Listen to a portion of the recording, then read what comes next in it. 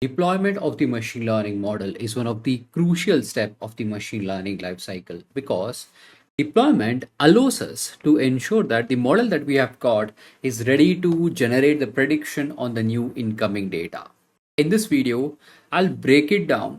What does it mean by the deployment and how does a typical deployment would look like along with the basics of API. I hope you're excited, so let's get started.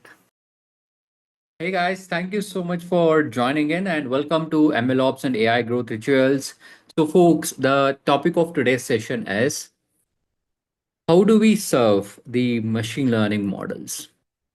Now, in the case of the overall machine learning cycle, so one, like we'll have various steps, like we have discussed multiple times. But if I want to give you a quick overview about the same, so this is what happens in the case of our machine learning. Like we'll have a data ingestion, data pre-processing, model training and experimentation. We'll evaluate the model, and finally, once we are satisfied, so we'll deploy the model. Now, model deployment is nothing but ensuring that the model that we have got is able to generate the response for the new incoming request. So that's the process of model deployment. Now, we'll deep dive in today's session and understand some of the basic techniques and basic fundamentals that you need to know from the deployment of the models. Okay. Now, one first and foremost, like the key term that we need to understand is model serving. Okay. So we have learned about model deployment. Model deployment is a process of ensuring the trained model is available for generation of response to new incoming data. So this is the model deployment process. Now, what is model serving? So model serving is an equivalent term for model deployment, where the term serve is basically representing generation of new data, like generation of response to the new incoming data. That means it is able to serve the new incoming data. That's what we call it as model serving. So these are the two equivalent words that you need to be aware when we think about model deployment. Okay, now that this is clear, the model serving or model deployment, now we'll understand the fundamentals of model deployment or the model serve. Now, to help you understand this, first let us build an intuition as what would happen in real life, and then we'll try to connect it to the machine learning model. Now, let's take up any example for an instance. Let's say I want to apply a credit card.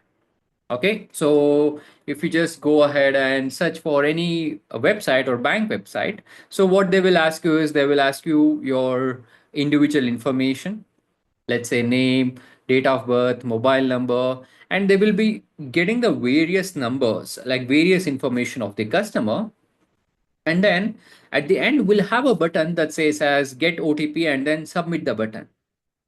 So once the user clicks on the submit button, let's assume that I'm using a machine learning model to predict whether I have to approve this particular person's credit card application or not. Now, let's assume that's the use case that we are working with.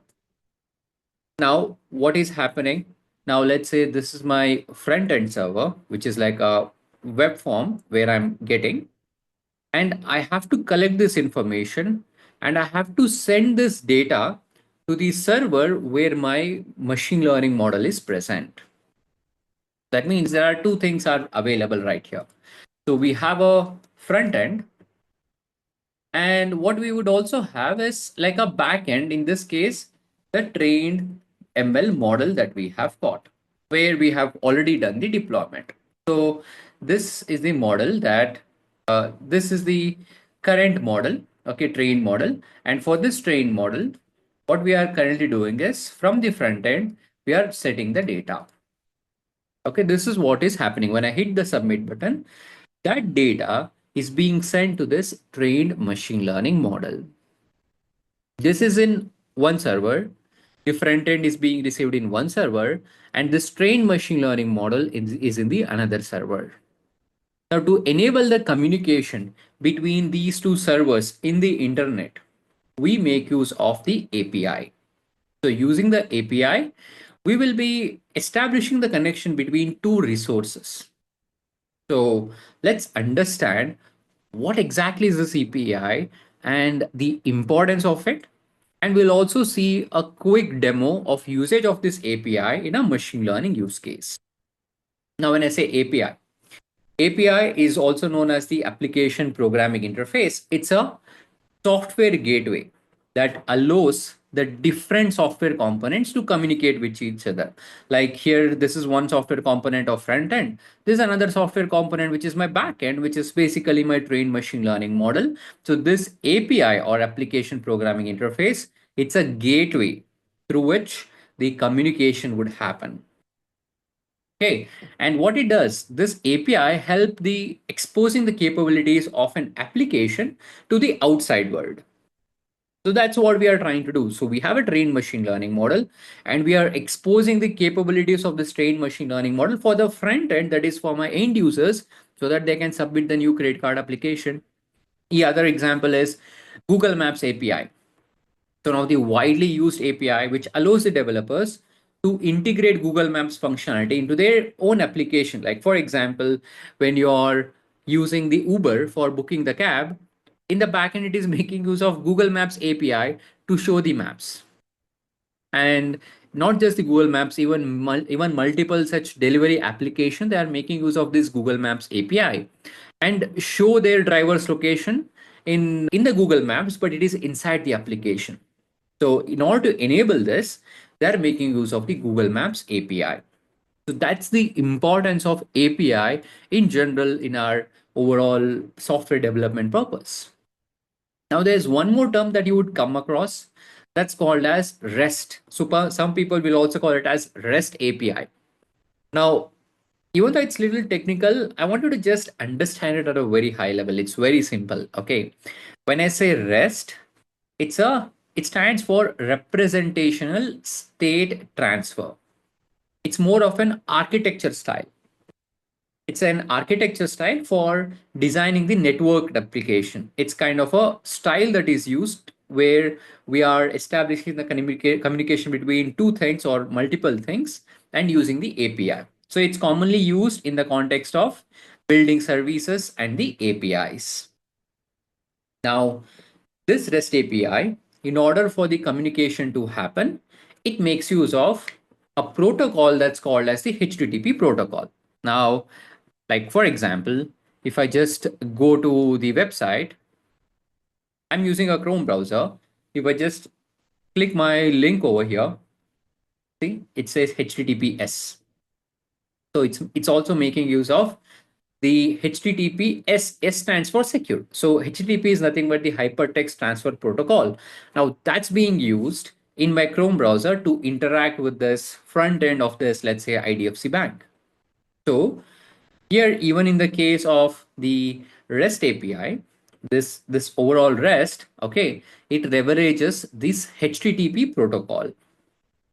So your like what the this is one of the protocol that's used system on the website, on the overall web server, we can say. So this is the core idea about the REST and the API. Is a way of accessing the web services in a simple and a so that means if I have any machine learning application, this trained machine learning model that I've got, I have to ensure that, okay, some prerequisite is I have to enable the, or I have to ensure the application is hosted on web server, okay, and it accepts connection.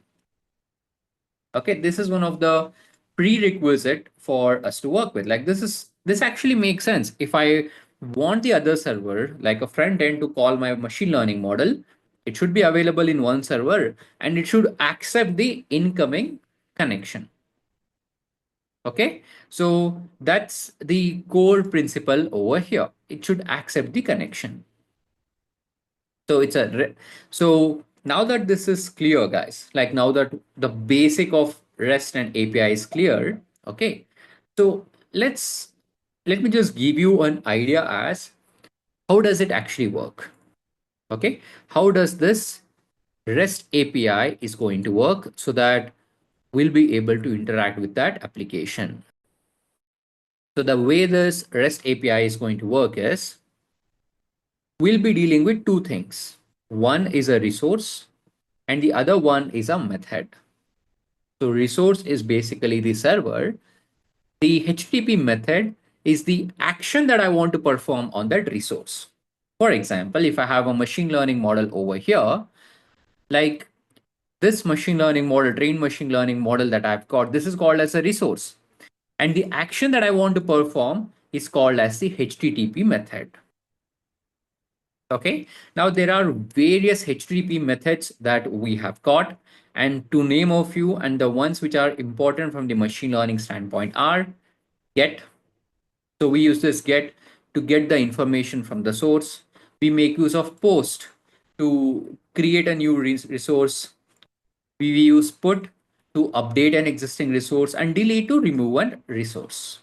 Okay, so this is the overall various methods that we have got. Now, whenever we are working with a machine learning application, so when I get the information from the front end using this, the common activity that I want to perform is a prediction.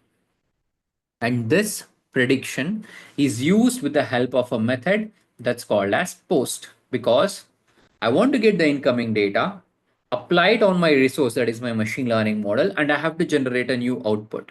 And hence, the method that we'll be using in the HTTP method during this prediction is actually the post method. Okay, now that this fundamentals are clear, that we'll be using the post method and everything. Okay, so let me just give you an overall story again so that you'll have a idea about the same, and then we'll have a look into the demo. So overall, we'll have a client like a front end, and we'll have a server where we have a back end. So to enable the interaction between the client and the server, we make use of the REST API. And this REST API works on the HTTP method. So we will have the various methods in the HTTP method. So for example, to generate the prediction from the front end to the back end model, I'll be making use of the post method. Okay, these are the key things that we'll be doing. And when we are sending this request of post, we'll also be sending the additional information like what are the inputs, what are the outputs, and so on. Like to give you an example, this is a screenshot.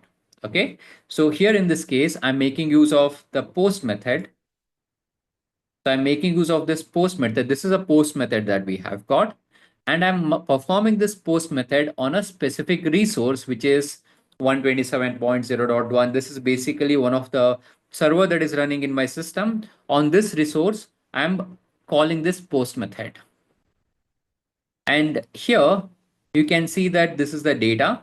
This is basically the data that we are sending in from the front end to the server. And once we click on send button, this is basically testing whether the particular resource is accessible or not. We'll be able to generate the response. So this is the background about the model serving and the fundamentals of API. We'll take up one more example. I'll show you. Okay, this is another example that I've got where we have done the training on one of the model, and it has been like we have also created the file so that it can deploy it on my local server that is on the port of 8002 using the model that I've got. So let me just go ahead and launch this application. I'll simply say python main.py. So this is going to bring up an application at the port of 8002. And if I just go to this port of this 8002 in my local system, so here I'll just go ahead, and if I say slash docs, like this is one of the capability that we have inside this fast API. It will provide the documentation of various resources and the methods that are available. So we have a post method available on the path of slash predict. That means I can make use of the API testing tools like Postman. Let me just open the Postman in my system. So this is the API testing tool called Postman, where I have to mention the resource, like this is the resource, and the path is predict, okay, and the method is post. This is what I have to send in, and then slash predict. Now this is the format in which I have to send in the data. I'll just copy this with the help of the documentation that is generated by Fast API. I'll go to the body and I'll place it here. Okay. And I'll just mention some values over here for demonstration purpose. Let's say 2.5, 0, I'll say it as 1.5, 2.8, and let's say 3. Okay. So here, this think of this as a front end is sending the request using the HTTP method of post to my model, which is at the back end, which is based on the Fast API, and it is available in this path. Okay, so now if I click the send button, my request will be processed by this backend server from this predict.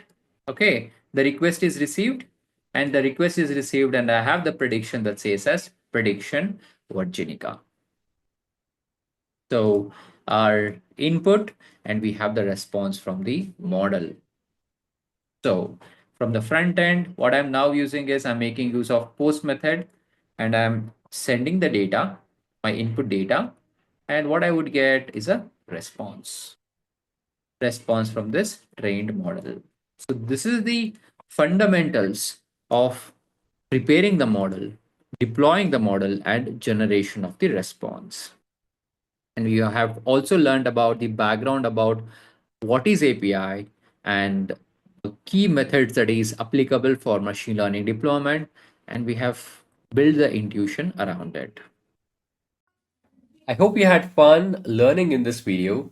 So folks, if you want to join live from the next session, just check out the link that is provided in the description. Join our community, and I can't wait to help you in your MLOps and generative AI journey. Take care guys, and I'll see you next time.